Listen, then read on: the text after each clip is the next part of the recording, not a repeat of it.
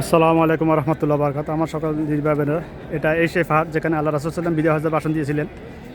অর্থাৎ যে বিদায় হজের ভাষণটাকে বিদ্যার্থীরা ওয়াজ মাহফিল বানাইছে। বাংলাদেশের বিদ্যার্থীরা যে বিদায় হজের ভাষণটাকে ওয়াজ মাহফিল বানাইছে, বিদায় হজের ভাষণ অর্থাৎ ওয়াজ করা, উঁচু জায়গায় দাঁড়িয়ে ওয়াজ করা, এটা রাসূল সাল্লাল্লাহু আলাইহি ওয়াসাল্লামের জন্য ছিল খাস, সাহাবীদের সময় ছিল খাস বিভিন্ন অবস্থার পরিপ্রেক্ষিতে, প্রয়োজনের তাগিদে।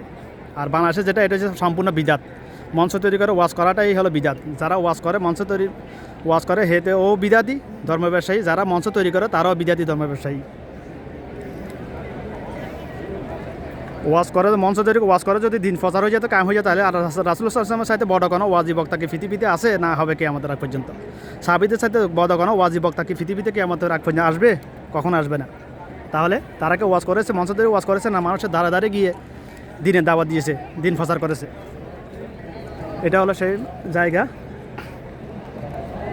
সেই জায়গা যেখানে আল্লাহ রাসূল সাল্লাল্লাহু আলাইহি ওয়াসাল্লাম ওই যে পাহাড়ের উপর, ওই যে একটা কালো আর উপর একটা অন্য কালারের ঘিয়া কালার একটা দেখতেছেন গম্বুজের ন্যায়, ওখানে দাঁড়িয়ে আমি গিয়েছিলাম, ওখানে সরেছি আমি। আলহামদুলিল্লাহ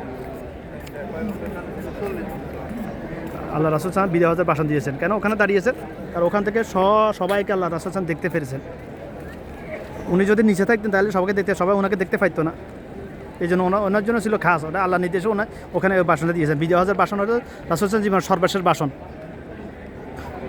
এই ভাষণের প্রথম অংশ ছিল, আমি কি তোমাদের আল্লাহ আমাকে যে দায়িত্ব দিয়েছে, আমি কি ওই দায়িত্ব দিনের দাওয়াত তোমাদের কাছে দিন পৌঁছে দিয়েছি? আল্লাহ সকল সাহাবীরা একদম অবশ্যই আপনি পৌঁছে দিয়েছেন, শুধু পৌঁছান নাই, আপনি দিনের হক আদায় করেছেন।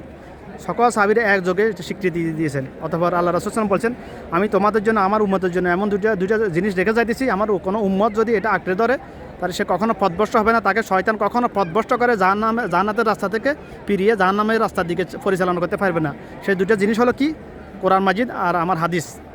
দুইটাই আল্লাহ পাকের বাণী, দুইটাই আল্লাহ পাকের কথা। যে কোরআন বলেন, হাদিস জন্য দুইটাই আল্লাহ পাকের কথা। কিন্তু আফসোস আসছে, আমরা মুসলমান নামদারি আদর্শগুলো ধর্ম পালন করতেছে বাদ দাদার ধর্ম। বেশিরভাগ খাস করে আমাদের দেশে বাংলাদেশে মুসলমানরা ধর্ম পালন করে বাদ দাদার ধর্ম। রাসূলুল্লাহ সাল্লাল্লাহু আলাইহি ওয়াসাল্লাম ধর্ম পালন করে না। যদি রাসূলুল্লাহ সাল্লাল্লাহু আলাইহি ওয়াসাল্লাম ধর্ম পালন করে তাহলে ওখানে বিদাতে যারা পরিমাণ বিদাত আসতে পারবে না।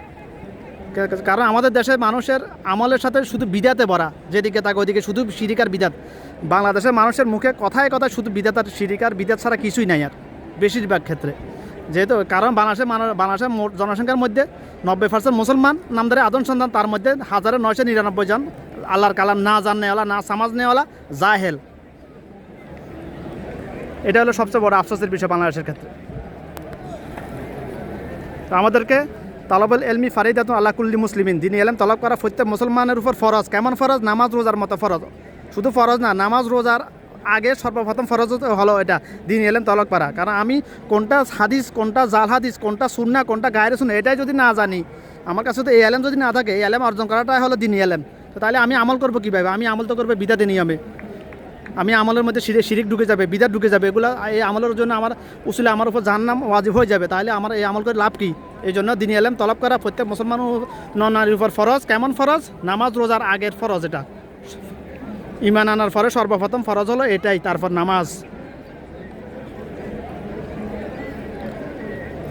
আলেমরা এক একজন এক এক কথা বলে, তবে ঈমান আনার পরে সর্বপ্রথম ফরজ হলো দিনী ইলম তলব করা। দিনী ইলম নামাকা, দিনী ইলম কাকে বলা হয়? আল্লাহর কালাম জানা বুঝা, এটা হলো দিনী ইলম। আল্লাহর কালাম জানে বুঝে মানে যে, সে হলো সাহাবীদের ন্যায় আলেম। যে আল্লাহর কালাম জানে বুঝে মানে না, সে হলো আবু জাহেলের ন্যায় আলেম। কারণ আবু জাহেল ওরা জন্মসূত্রে আল্লাহর কালাম জানতো, বুঝতো, কিন্তু মানতো না।